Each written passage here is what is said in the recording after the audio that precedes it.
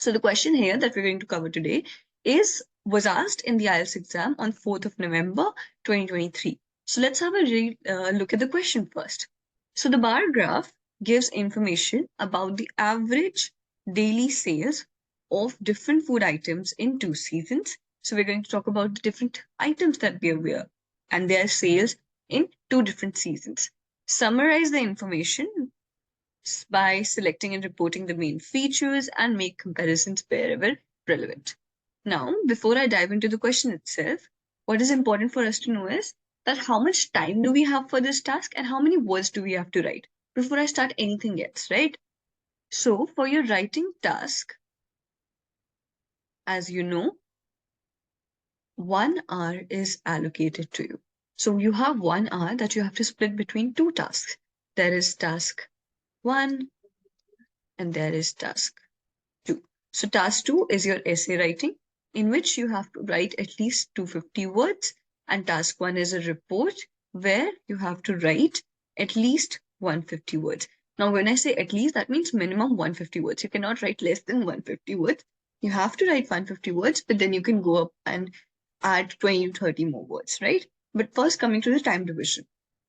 Generally, it is recommended that you keep 40 minutes for your essay and 20 minutes for your report, because it's easier to write a report, because in essay there's a lot of planning and there's a lot of pointers that go into your essay. So that's why generally students prefer this arrangement. And then if you finish your report faster than that, then you can go ahead and allocate that time to your essay as well. Now, there's no difference between the weightage. It's not like one task is more important than the other. However, it is for sure that your task 1 is smaller, so it has a lesser weightage in the overall score. And while you are attempting this, you have to make sure that you do not allocate anything more than 20 minutes to this task, right? Now, coming to the word count, how many words should we write, right? A lot of students ask, ma'am, can I write 200 words or can I exceed the word limit? So the optimum word limit that we tell our students is 180 words. 180 words is a very good word limit, that this is more than 150, and it is not also very more too much, too wordy. 180 is the optimal. So you can keep your word task reports between 180 to 190 words. However, do not exceed 190 or 200 words, because then it will become too wordy. So when you're practicing, please be cognizant of how many words am I writing. You should have an idea that if I'm writing this many words, it will amount to the 150 words in your handwriting, right? So you have this mental idea that without even thinking, you know how much more information you have to jot down. So this is where practice is very important. If you keep practicing, not just by watching sessions, but you have to practice and write it on your own, so that you also have an idea that how much time is it taking for you to write this report in 180 words, how many words are you writing, how many paragraphs are you making. And coming back to the task at hand. So now, before we dive into the sample answer that we have written here for you, we're going to have a look at the key features that are in this particular graph. So this is what you have to do in the very start. So before you start attempting the question, you have to take out inferences from your the given chart that is given to you, right? So you have to make sure that what features are there, what things are there, what kind of data is there, what kind of units have been used to measure the data, right? Sometimes it is percentage, sometimes it's dollar, sometimes it is given in some other kind of unit. So you have to take account all of these things. So let's start. So number 1, we're talking about average daily sales by number of servings. Now, we're going to talk about, so these are the number of servings on average daily basis, right? So these many servings were sold every day in which time period? So we are talking about winter and summer here. Now, what are these quantities? There's hot coffee, there's iced coffee, ice cream, soup, salad. Now, important features, right? So when I talk about important features, I always tell my students to look at something that is striking out, right? In this graph, very clearly, what is striking out is this bar, because this is the highest. So I will mark this as a striking feature. And something else. Now, anything very low, I think that is iced coffee, right? So we can also mark this. And any other feature that is striking out to us? So if you can see, there's only one. So there, let's have a look at this, right? Hot coffee was more in, this number of sales was more in winters and less in summers. Opposite for iced coffee. For ice cream, it was the same as iced coffee. The soup, the same as hot coffee. Now, there's no pattern forming here, right? The things are just, they're just random right now. You can just see that, yes, hot coffee and soup had more servings in winter. Yes, that is one inference we can make. But when we come to salad, we see that both of these things were equal. So now this is something that is striking out again. Now, when I talk about comparing the data in the body paragraphs, then I can club these patterns: soup and hot coffee, and then ice cream and iced coffee. These are the similar patterns, so I can use them in comparing in my body paragraphs when I'm comparing data, making comparisons. But the striking out features that only I can see here is the hot coffee, the iced coffee, and the salad, which remains constant. So this is how you make inference out of your data.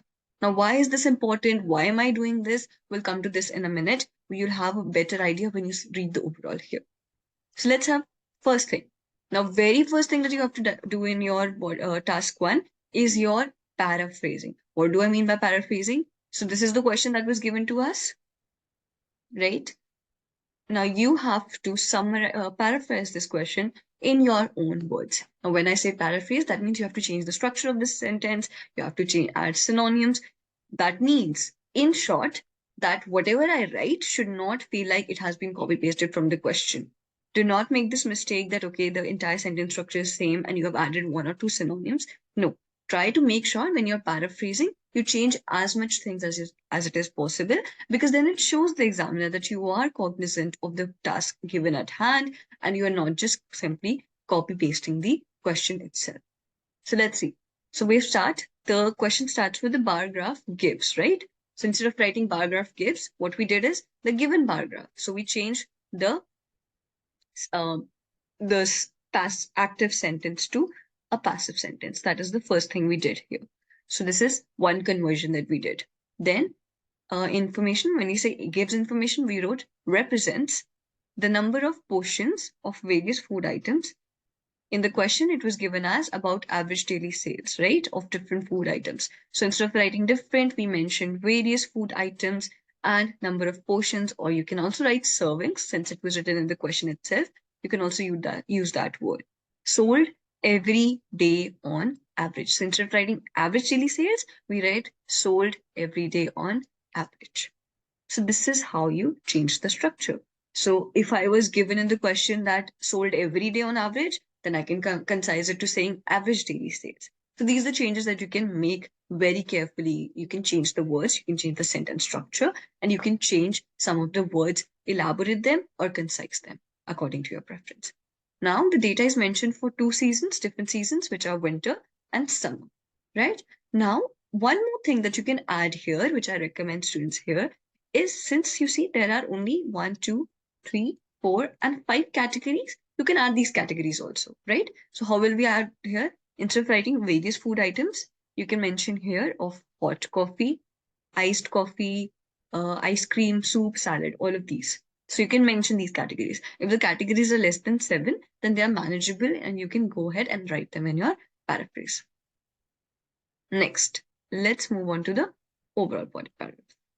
Now, after you're done with the paraphrase, this acts as your introduction for the task one. Let's move on to the overview. Now, when I say overview, what does it mean? Overview means the highlight features. So remember the main features we talked about? What were those? Hot coffee, iced coffee, salad. Now you can choose to talk about them or any other pattern that you can recognize. It's not very important that only I am recognizing. You can only talk about those, whatever you recognize. So overall, it can be seen that the demand for hot beverages means hot coffee as well as the soup is higher in winter. Very simple thing that we mentioned. Interestingly, the quantity of salad sold is same in both seasons. Now you can also add one line here that can say, let me just write. So after overall, we can also write it as overall, the demand of hot beverages was seen to be higher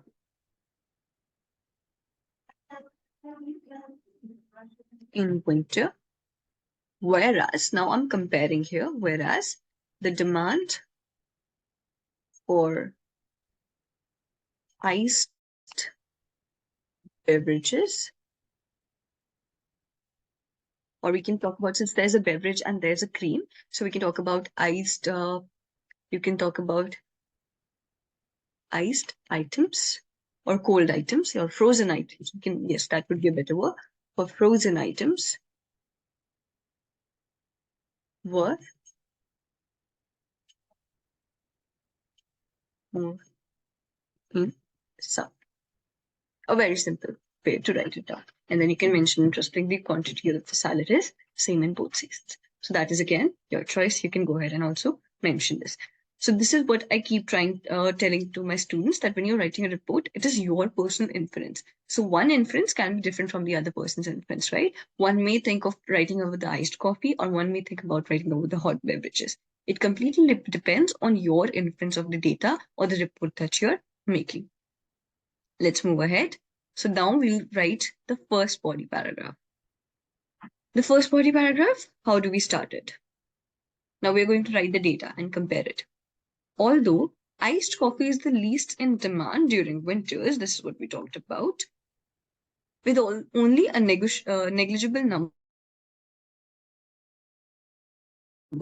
of servings being sold. Now I want you to focus on the word here, negligible, right? So this is a verb adjective that describes the amount, right? So negligible means that is not even it could not even be marked on the particular data given, right? It is so less, it is negligible. That means it is not even to be seen. So negligible means what you can see here from is like the amount of servings sold is around 2 to 3 or maybe 5, right? Not even 5, but yeah, around 2 to 3, right? This is negligible number. So remember this adjective. Next, it is highest sold category in summers with 40 servings.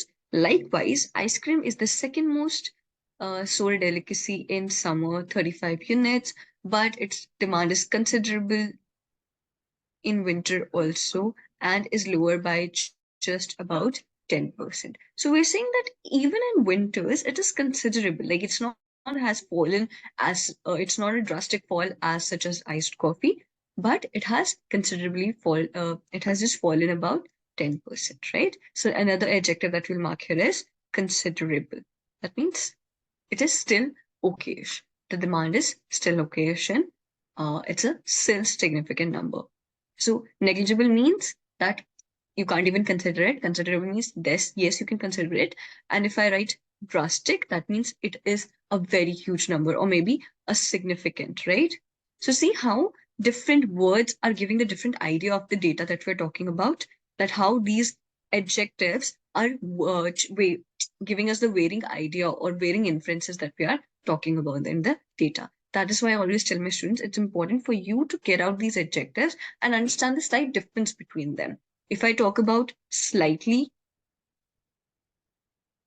now a lot of students use slightly and moderately interchangeably. Like they also put moderately and then the slightly, but they don't understand the difference between the two. Slightly means a very slight amount, almost negligible, right? Moderately means yes, considerable amount. So these are the difference between two adjectives, right? And then how do you use them in reference to the other data or the things that are going on in the table?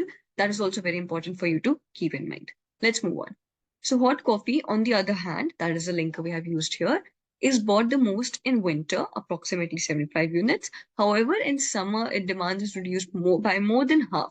Now, instead of just writing how much, we're talking about that the hot coffee is falls more to than half. Like half would be somewhere here around 37 servings, but it falls more than that and comes down to around 30 servings.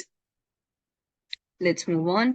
So this is how you compare the data. This is how you add adjectives to your data and show the lexical resource and the inferences that you're making from it. Let's move on. Next paragraph.